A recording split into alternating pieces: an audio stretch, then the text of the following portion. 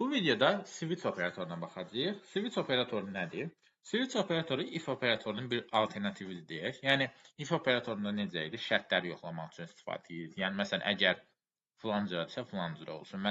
Əgər məsələn parol tutaq ki, doğrudursa, filan cürə olsun. Switch operatoru da çox saylı şərtlər üçün istifadə olunur switch operatoru. Məsələn, siz çox sayda şərt yazmısınız, tutaq ki 10 dənə.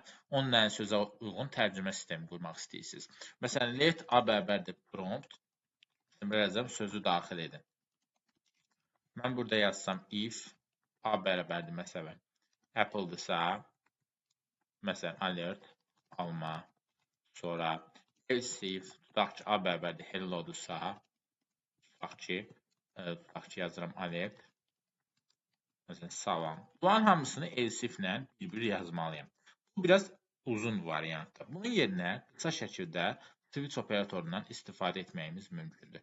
Switch operatoru nə edir? Dediyim kimi, qısa olaraq, qısa bir şəkildə, bunu daha qısa bir şəkildə yazmağa imkan verir. Yazırıq switch A. Daha oxunaqlı olur kod təbii ki. Yəni, nisbətən daha anlaşıqlı, daha oxunaqlı bir kod əldə edilmiş olur. Sözün açığı, mən özüm switch çox da işlətmirəm. Proqramlarda falan adətən if işlədirəm, amma siz yəni, istifadə edə bilərsiniz. Burada case açar sözündən istifadə olunur. Case, məsələn, yazıram Apple. Boşa nöqtə qoyuram, sonda break qoyuram. Break nədir? İndi izah edəcəm. Burada yazılanlar artıq alma olarsa nə baş versin, onu göstərir. Mən yazıram alert, məsələn, alma. Bu şəkildə. Break odur ki, əgər almadısa dayansın, artıq digər şərtlərə baxmasın. If-də belə idi ki, if tapıldısa artıq digər şərtlərə baxmır. Məsələn, if A bərabərdir Apple-dırsa, alma çıxırdı da digərlərinə baxmırdı. Amma burada elə deyil. Burada digərlərinə də baxa bilir deyil. Burada break yazırıq ki, artıq bitsin. Məsələn, case hello yazıram alert salam. Bundan sonra case break yazıram təbii ki. Bundan sonra yazıram case orangedirsə yazıram alert portağal break. Sonda isə default ifadəsindən istifadə olunur. Default nədir? Default yəni son. Yəni heç bir ödənməzsə nə baş versin? Onu yazmaq üçün istifadə olunur. Alert tapılmadı. Nöqtə vergülləri silin. Burada nöqtə vergülləri mən biraz öyrəşmişəm proqramlaşdırmadan qoymağa, amma burada JavaScript-də nöqtə vergül işlətməyinizə ehtiyac yoxdur burada. Burada yazırıq. Break yəni dayandırmaq üçün istifadə olunur. İndi baxaq görək nə çıxır. Yeniləyək səhifəni. Burada yazıram Apple, gördüyümüz kimi alma çıxdı. Burada yazıram hello, gördüyümüz kimi salam sözü çıxdı. Bu şəkildə sözlərin tərcüməsini tapmış oluruq. Yəni burada Apple-dırsa alma çıxır, hello-dursa salam çıxır. Break dediyim kimi, break odur. Əgər biz break-i qoymasaq, baxın, məsələn, nə olacaq? Break qoymuram. Break-i qoymasam, bu havada baxacaq, bu havada baxacaq. Yəni bitməyəcək. Break qoyuruq ki, əgər tapılsa bitsin. Buna görə break-dən istifadə edirik. Yəni, məsələn, mən burada yazıram, yeniləyirəm bunu. Baxaq, Apple yazıram. Alma çıxdı. Ondan sonra da salam çıxdı. Niyə alma çıxdı, salam çıxdı? Artıq buna da keçid eləmiş olur. Burada keçid eləməsin deyə artıq burada break-dən istifadə edirik ki, yəni tapılsa artıq dayansın, növbəti hallara keçməsin. Ona görə break-dən istifadə edirik. Break istifadə edirik, görsə Apple tapıldı, onunla da qutardı. Amma break istifadə eləməsək, bayaq gördüyümüz kimi bir daha baxaq. Apple alma çıxdı, sonra salam çıxdı, artıq bir mənası qalmır. Yəni, problem yaradır. Bu şəkildə. Switch operatorunu, baxın, bu şəkildə istifadə edə bilərik. Default else kimdir? Yəni, else necədir? Else-də necədir? If else-də tapılmasa, else hissəsi işləyir. Burada da tapılmasa, default hissəsi işləyir. Bunu else kimi başa düşə bilərik. Switch-də belə bir məsələ var. Switch-də dəqiq yoxlama var. Yəni, məsələn, siz belə bir nümunə yazaq, günlərə əsasən bir nümunə yazaq. Let tutaq ki, gün bərabərdir prompt. Məsələn, həftənin günü. Adam tutaq ki, bir daxil eləsə, nə olar? Baxaq, switch. Mən yazıram gün. Və yazıram case 1. Break. Yazıram bazar ertəsi. Alert. Bazar ertəsi.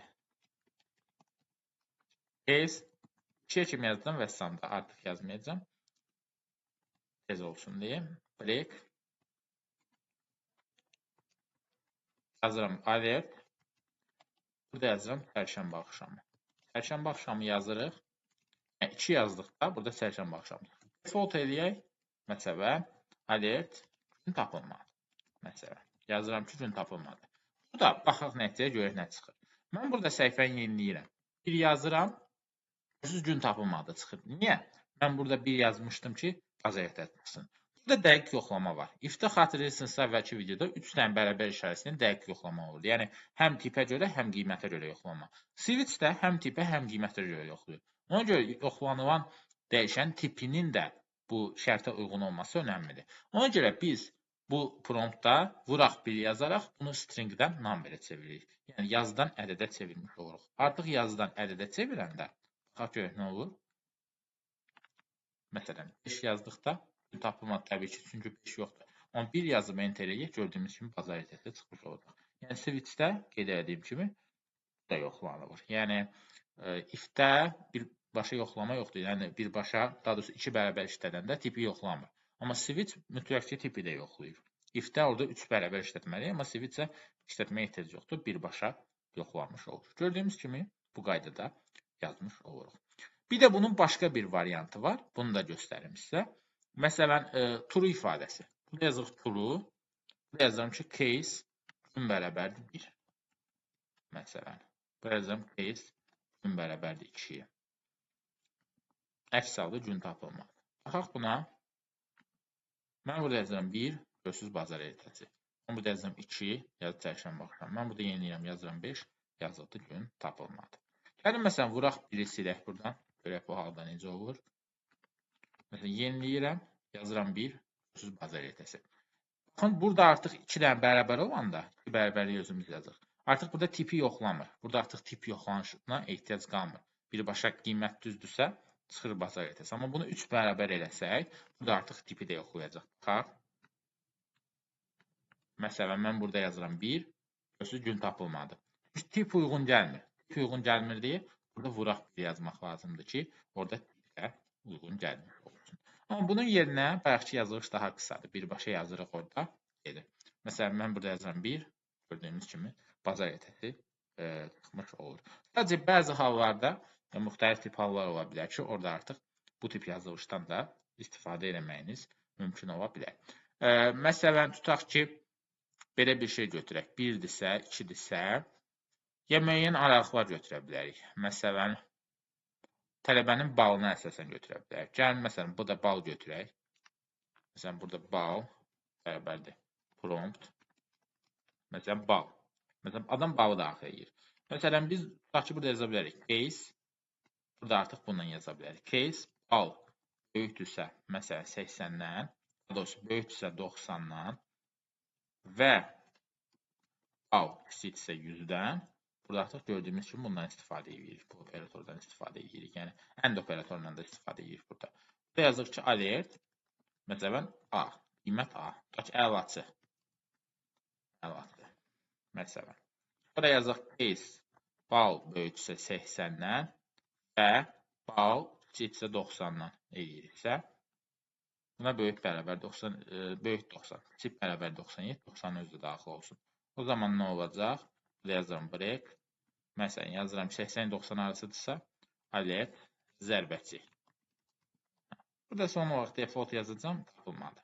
Ya da əks hallarda olsun, kafi. Məsələn, elə belə. Baxaq bura indi. Burada baxaq, məsələn, bal 95-dirsə görürsünüz əladır. 85-dirsə zərbəçi. Məsələn, 50-dirsə kafi. Yəni, burada AND operatorundan da bu şəkildə istifadə edə bilirik. Switch operatorda bu qədər. Təbii ki, irəlilədikcə fərqli yazılışlar da görə bilərsiniz daha mürəkkəb, amma başlanğıc üçün bu qədər kifayət eləyər. Növbəti videoda görüşənə qədər.